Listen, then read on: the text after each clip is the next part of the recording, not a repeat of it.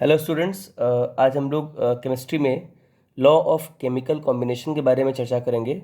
तो सबसे पहले ये जानना ज़रूरी है कि लॉ ऑफ केमिकल कॉम्बिनेशन होता क्या है। तो ये आप जानिए कि केमिस्ट्री में जितने भी केमिकल रिएक्शन होते हैं वे सभी के सभी केमिकल रिएक्शन एक लॉ को फॉलो करते हैं और लॉ के उन सेट्स को बोलते हैं लॉ ऑफ केमिकल कॉम्बिनेशन। लिखा हुआ है whenever substance react they do so according to certain mass, these laws are called the law of chemical combination. मतलब कि जब भी कोई भी रिएक्शन होता है तो वो रिएक्शन जो है लॉ ऑफ केमिकल कॉम्बिनेशन को फॉलो करता है। सबसे पहले ये जानना ज़रूरी कि रिएक्शन होता क्या है। तो केमिकल रिएक्शन की अगर हम बात करें तो केमिकल रिएक्शन में कोई भी दो चीज़ जो होगी वो आपस में रिएक्ट करती है और कोई तीसरा प्रोडक्ट बनाती है। ठीक, तो इसमें क्या होता है कि जो बना हुआ प्रोडक्ट होगा उसके अंदर जितने भी कैरेक्टर होंगे वे अपने कंस्टिट्यूएंट्स या फिर वो अपने उन प्रोडक्ट उनका जो कैरेक्टर होगा वह उन प्रोडक्ट के कैरेक्टर से डिफरेंट होगा जिनसे मिलकर के वो बना हुआ है। ठीक है, अब यहाँ पर लॉ ऑफ केमिकल कॉम्बिनेशन में हम देख सकते हैं कि 4-5 तरह के लॉ होते हैं। Law of conservation of mass, law of constant composition या डेफिनेट प्रोपोर्शन भी इसको बोलते हैं, law of multiple proportion, law of reciprocal proportion और Gay-Lussac's law of combining volume. इन 5 लॉ में सबसे पहले हम लोग डिस्कस करेंगे law of conservation of mass के बारे में। आइए देखते हैं। Law of conservation of mass मतलब क्या कि रिएक्शन के दौरान जो है इस नियम का मतलब ये कि रिएक्शन के दौरान जो मास होगा, टोटल मास होगा, वो कंजर्व होगा। किसी भी रिएक्शन में दो चीज़ें होती हैं, रिएक्टेंट्स और प्रोडक्ट्स। मतलब कि जितना रिएक्टेंट का मास होगा उतना ही मास प्रोडक्ट का होता है। आइए देखते हैं कि यह लॉ क्या कहता है। यह लॉ दिया गया फ्रेंच केमिस्ट के द्वारा जिनका नाम था एंटोनी लॉरेंट लेवोजियर। इनका नाम क्या था? Antoine Laurent Lavoisier.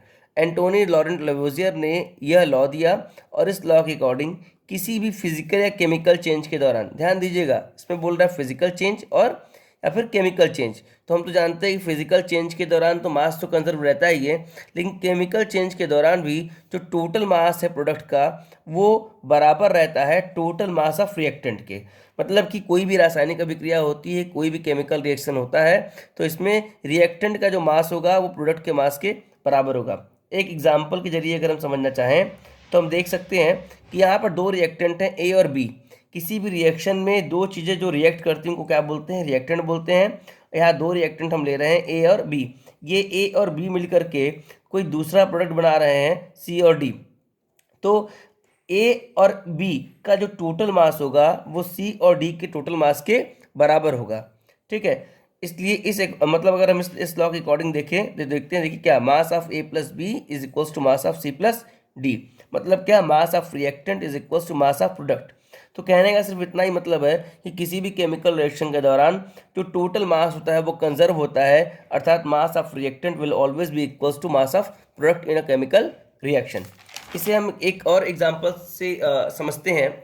इस एग्जांपल में आप देखेंगे कि एक रिएक्शन हो रहा है जिसमें हम लोगों ने कैल्शियम कार्बोनेट लिया हुआ है। यह कैल्शियम कार्बोनेट जब हम लोग हीट करते हैं, जब गर्म करते हैं तो ये स्प्लिट कर जाता है, टूट जाता है, अपने दो प्रोडक्ट टूट जाएगा और दो प्रोडक्ट देगा। इस रिएक्शन को, ये जो type of reaction thermal decomposition का रिएक्शन है, क्योंकि यहाँ कैल्शियम कार्बोनेट देखिए डिकम्पोज हो रहा है कैल्शियम ऑक्साइड में और कार्बन डाइऑक्साइड में। मतलब कि कैल्शियम कार्बोनेट को हीट करने पर ये दो प्रोडक्ट दे रहा है, कैल्शियम ऑक्साइड और कार्बन डाइऑक्साइड, और ये डिकम्पोजिशन हीट करने पे हो रहा है, इसलिए यह जो टाइप ऑफ रिएक्शन कहलाएगा थर्मल डिकम्पोजिशन रिएक्शन कहलाएगा। इसमें देख सकते हैं कैल्शियम कार्बोनेट का फार्मूला होता है CaCO3। जब ब्रेक करेगा तो बनाएगा CaO और CO2।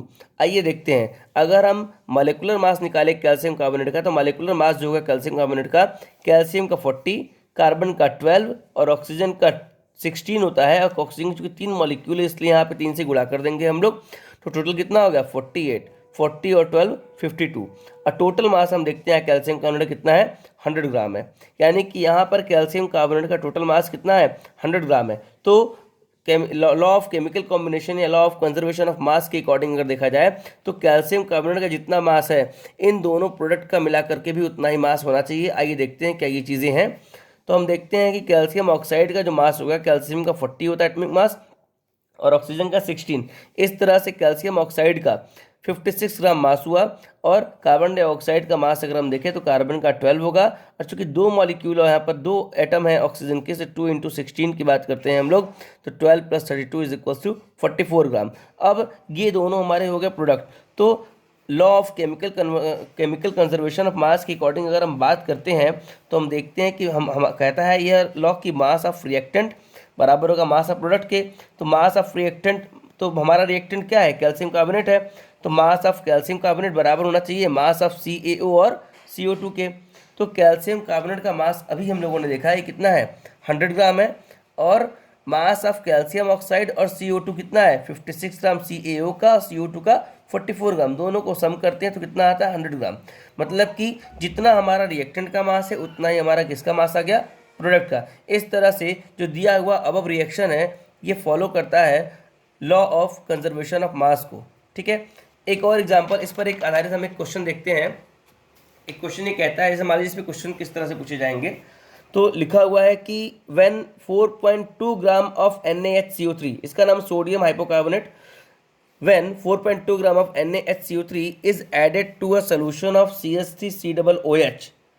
तो यहाँ देख सकते हैं कि NaHCO3 है, इसमें क्या ऐड किया गया, CH3COOH 10 ग्राम।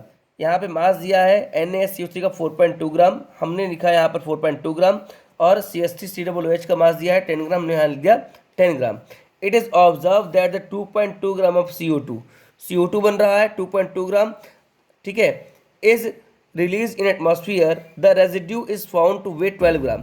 अब ये जो दो प्रोडक्ट और बन रहे हैं, जब भी हम सोडियम हाइपोकार्बोनेट और एसिटिक एसिड का जब रिएक्शन कराएंगे तो यहाँ पे सोडियम एसिटेट और H2O और CO2 बनता है। तो इन दोनों प्रोडक्ट को एक साथ इस क्वेश्चन में रेजिड्यू का नाम दिया गया है। किसका नाम दिया गया है, रेजिड्यू का नाम दिया गया है, ये रेजिड्यू का नाम दिया गया है। तो कह रहा है रेजिड्यू का वेट कितना है, रेजिड्यू का वेट कितना है 12 ग्राम, मतलब कि CH3COONA और H2O का वेट कितना है 12 ग्राम है, जबकि कार्बन डाइऑक्साइड का मास कितना दिया हुआ है 2.2 ग्राम।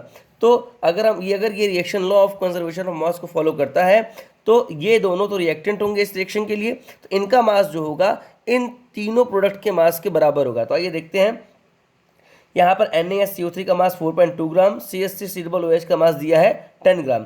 इन दोनों का जो कंप्लीट मास होगा वो कितना होगा 14.2 ग्राम, जबकि रेजिड्यू का मास और CO2 का मास अगर हम देखें तो 12 ग्राम रेजिड्यू दिया हुआ है और CO2 कितने दिया हुआ है 2.2, दोनों को सम करने पर फिर से आता है 14.2 ग्राम। यहाँ पे हम देख सकते हैं कि जितना मास हमारे रिएक्टेंट का है उतना ही मास हमारे किसका है, प्रोडक्ट का है। इस तरह से ये जो रिएक्शन है ये भी किसको फॉलो कर रहा है, लॉ ऑफ कंजर्वेशन ऑफ मास को फॉलो कर रहा है। ठीक है, इस तरह से यहाँ पर लॉ ऑफ कंजर्वेशन ऑफ मास को हम लोगों ने पढ़ा, समझा, और उसके एग्जाम्पल्स और उन पर बेस्ड कुछ क्वेश्चंस हम लोगों ने देखे।